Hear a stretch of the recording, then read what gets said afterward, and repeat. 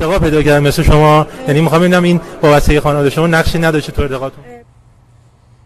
والا از این 12 نفری که هم کلاس من بودن در همین دانشگاه چراغ‌علی که قبلا باشم صحبت کردم، از این 12 نفری که هم کلاس من بودن، هر 12 نفرشون اصلا رفتن، اصلا اینجا نیستن، همشون رفتن این کشورهای کافرین و کافریشون بهشون بهترین شغلا و خونه ها و زندگی ها رو بهشون پیشنهاد کردن.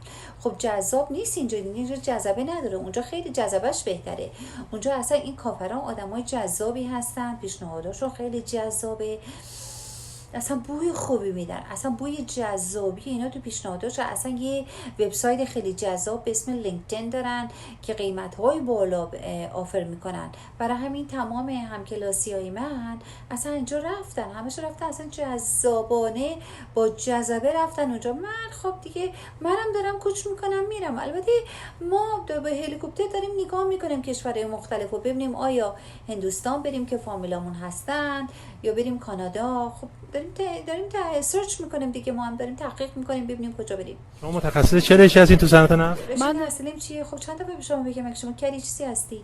رشته تحصیلی من پتروشیمی خوندم، مهندس پتروشیمی هستم و با بزرگم گفتش که پتروشیمی نفت بخون که تمام نفت برنامه‌های نفت زیر دست منه. من همچنین گفتم نفتا بشکه‌ش و قطره‌اش زیر دست خود منه، من حواسم جمعه کی میاره کی میبره چقدر میاره به کی میفروشه. من تمام کشورهای کافرین خودم در تماسم و قرارداد رو خودم امضا میکنم. میگم کافرین شما حواس هیچ نگران نباشید.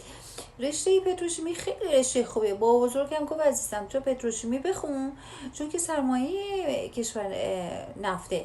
برای همین من به نفت و اصلا بوی نفت خوشم میاد. شما بوی کردی نفت و لامصب مثل عطر میمونه، اصلا من میزنم به خودم. آره دیگه هم دیگه جذابه اصلا شما اصلا دیگه وقتشه بریم دیگه. حالا ما میریم شما هم میرین. آره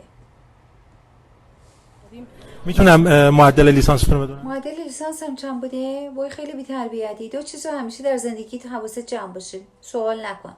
یکی سن زنه، یکی معدل لیسانسشه. اما خب با روی بی‌تربیتی دیگه الان جوابتو میدم نمک نشست. معدل لیسانس من 20 بود. خب دانشگاه مال خودمون دیگه، دانشگاه آزاد بود، یعنی خودمون ساختیم و خودمونم بریدیم و خودمونم تحصیل کردیم و خودمونم تحصیل دادیم. آره دیگه مال خودمون بود. پاپایم خودم به خودم چند بدم؟ 12 بدم؟ خب 20 بود دیگه، معدلم 20 بود. با بزرگم همیشه میگفت که ماشاءالله ما هممون نابغه هستیم.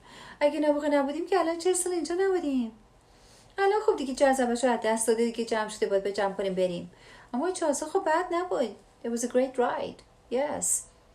بعدش هم با این مردی که از خودمون هم هست و این ملای آخونده رفت تو صفحش کلی راجع من مزخرف گفت، رفتم البته جوابشو طولانیش جوابشو بهش دادم، همه رو منکر شدم. آره همه رو منکر شدم، گفتم نه آقا من همچه حرفی نزدم که کیفیت نماز باید اینجوری باشه اونجوری باشه. نه همه رو منکر شدم و الانم دیگه گفتم دیگه وقت کوچ کردن ایشاله اونور آب میبینمتون دیگه، شاید از اونور آب مصاحبه انجام بدیم. فعلا دیگه برید دیگه، ما ببرم بشکای نفت رو بشمرم. فعلا خداحافظ. ارتقا پیدا کردن مثل شما، یعنی میخوام ببینم این وابستگی خانواده شما نقشی نداشته تو ارتقاتون؟ ببینید اون 12 نفر من شاید بتونم بهتون بگم شاید بیشتر 90%شون رفتن از ایران. یعنی شرایط کار میدونید تو ایران نمیتونه، جاذبه نداره برای فارغ التحصیلایی که از دانشگاه خوب فارغ التحصیل میشن بعد میان کار میکنن، کار یاد میگیرن، اینا دیگه قیمت میگیرن.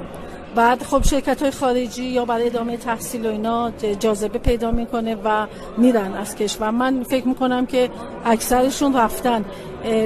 از همه‌شون هم خبر ندارم. یکی دو نفرشون هم که خانم بودن میدونم که بعد از ازدواج و اینا کارو کنار گذاشتن. شما متخصص چه رشته هستین تو صنعت نفت؟ من رشته مهندسی پتروشیمی خوندم و توی شرکت نفتی، یعنی همه تجربه کاریم. میتونم معدل لیسانستون رو بدونم؟ معدل لیسانس هم فکر میکنم اگه خیلی یادم